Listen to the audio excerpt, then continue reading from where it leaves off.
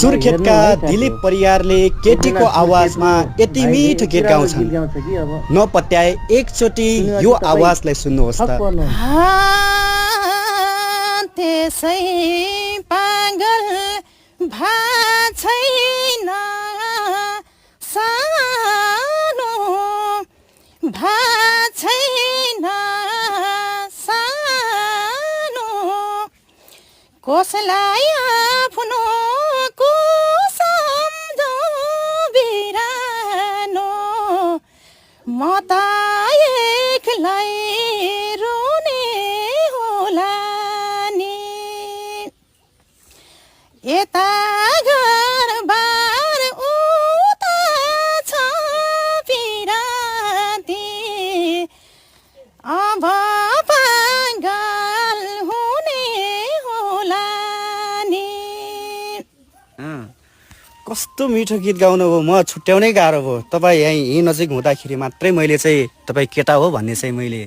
प्रमाणित गरेँ तर तपाईँको आवाजले चाहिँ म प्रमाणित गर्न नसक्ने भए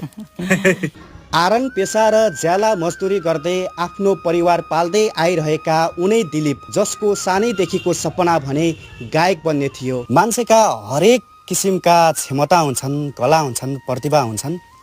ती कलाहरू कतिपय ठाउँमा लुकेर रहेका हुन्छन् आफ्नो आर्थिक हुन्थ्यो भने म चाहिँ आफ्नो जहाँ प्रतिभाको सम्मान हुन्छ जहाँ मेरो प्रतिभा जीवित रहन्छ त्यहाँसम्म पुग्थ्यो होला आफ्नो भोइसलाई चाहिँ मैले जीवित राख्थेँ होला भन्ने लाग्थ्यो मेरो साथमा बसिरहेको जुन युवा जसको कला प्रतिभा एकदमै राम्रो छ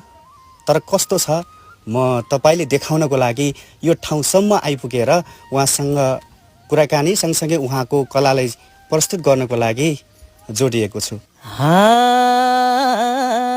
मान्छे भन्दा ठुलो जात कुन छ र ठुलो जात कुन छ र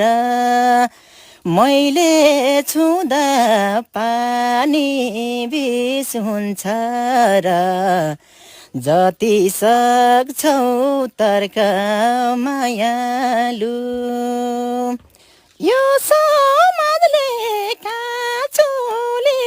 फेर्दैछ अझै केही दिन पर्ख